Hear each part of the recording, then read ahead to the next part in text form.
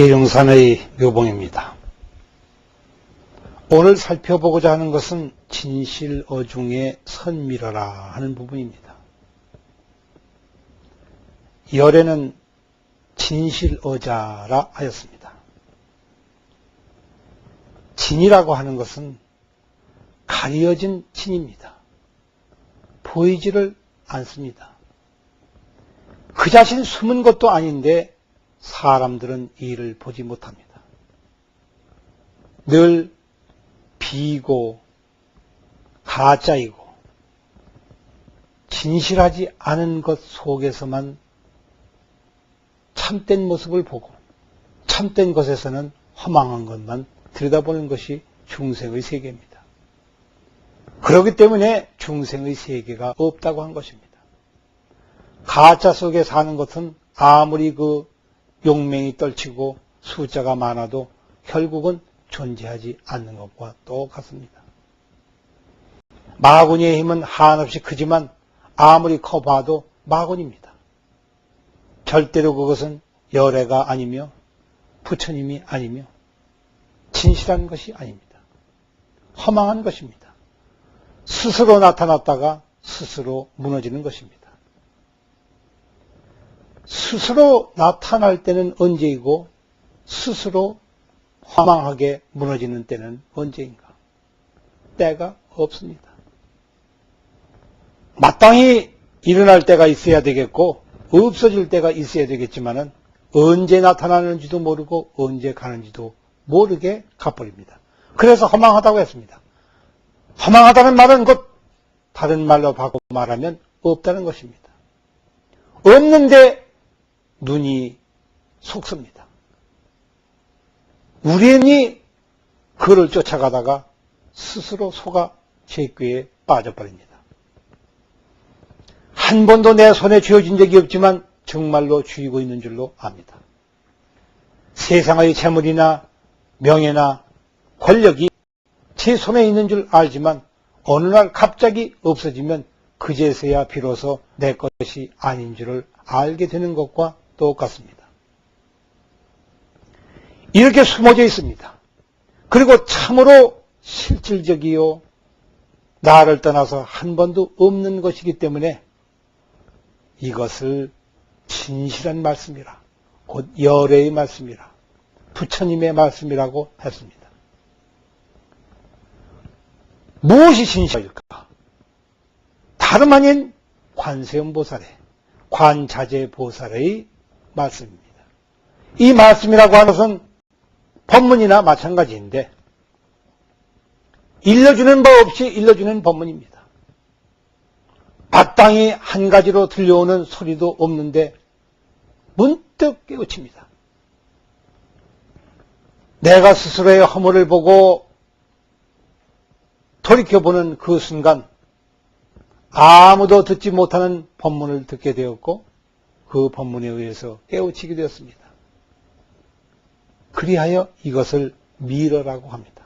비밀스러운 말씀입니다. 그 비밀스러운 말씀이 저 진실한 말 가운데에서 저절로 드러난다고 하신 얘기입니다. 한 가지로 이르기를 글자로 써서 책에다가 내가 이와 같이 썼으니 이것을 믿으라. 이와 같이 하라. 그리하면 네가 천국도 가고 극락도 가느니라 라고 이렇게 일러주는 것이 아니라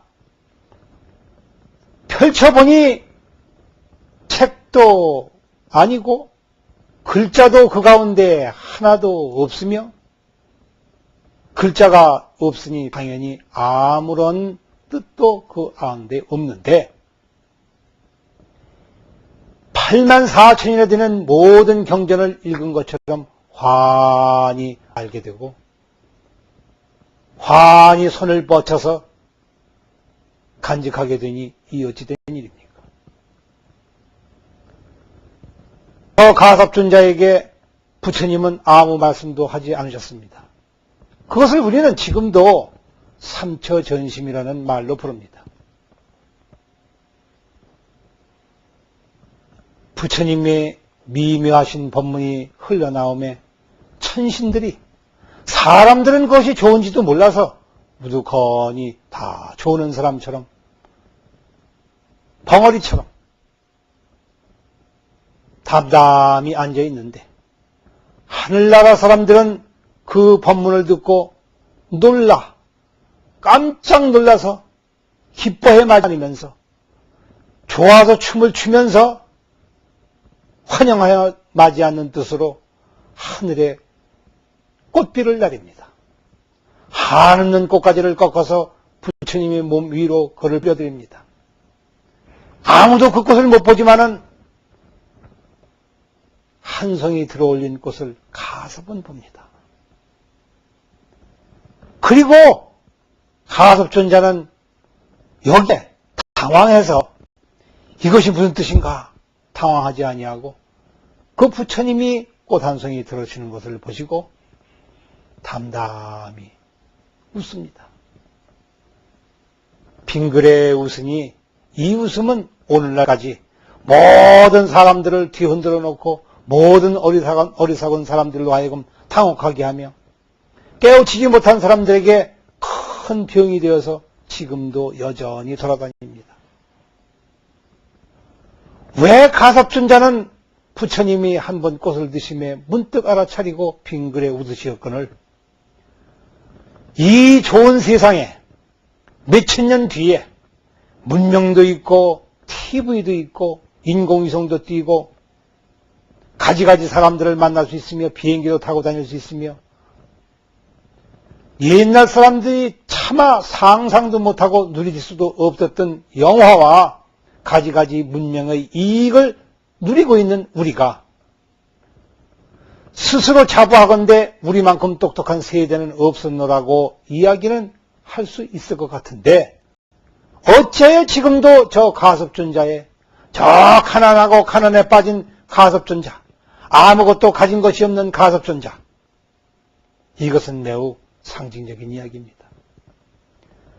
너무나도 많은 것을 가진 우리는 아직도 알아듣지를 못하고 가섭은 옷 한 벌밖에 가진 것이 없는데 그는 알아들었습니다.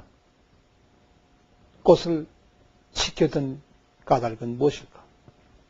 왜 우리는 그것을 모르는 것입니까? 이것이 진실어 중 선미로입니다. 가장 진실한 말씀을 꽃 한 송이 드는 데에서 다 보이셨습니다. 그리고 그 비밀한 뜻은 가섭만이 알았지만은 이제 우리도 관세음 보살의 저 1000개의 눈, 1000개의 어깨, 광대하고 원만하며 걸림이 없는 대비의 그 골자, 저 큰 총지, 대다란이의 골자를 여기서 읽을 수 있어야 합니다. 이것은 다른 데서 찾으면 되지 않습니다. 내 스스로에게서 찾아야 됩니다. 내 안에 다 들어있습니다. 이것은 부처님과의 약속입니다. 분명히 부처님은 우리에게 일러주시기를 모든 것이 내 안에 있다. 이미 불종자는 깨우침의 종자는 사람마다의 성품 가운데 다 들어있는 것이라고 하였으니 어찌 부처님의 이 진실한 법문에 거짓이 있겠습니까? 이 부처님의 진실한 말씀 가운데에 숨어있는 그 뜻은 내가 보지 못하기 때문에 비밀한 뜻이요 실제로는 가장 환하게 널려져 있는 진실입니다. 진리입니다. 부처님은 속이질 않습니다. 그리고 감추질 않습니다. 스스로 감추게 된 것은 우리가 못 보았기 때문에 감추어졌다고 한 것입니다. 그러나 한번 보면 이것은 감추어진 것이 아닙니다. 저 달빛과 같습니다. 내가 방 안에 들어앉아 있으면 달빛을 못 봅니다. 전등불 아래서 책을 읽고 있는 사람은 달의 밝음을 모릅니다. 문득 창문을 열어제낍니다. 환한 달을 쳐다보면서 즐거워합니다. 신선한 공기를 들여 마시고 환한 불빛을 내 몸으로 받아들이면서 온 몸과 마음이 한꺼번에 시원해집니다. 이때 비로소 비밀이 날아가 버리고 그 비밀이 나의 것으로 되는 순간, 아, 이것을 일컬어서 비밀이었었구나라는 것을 알게 됩니다. 비밀은 과거의 말씀입니다.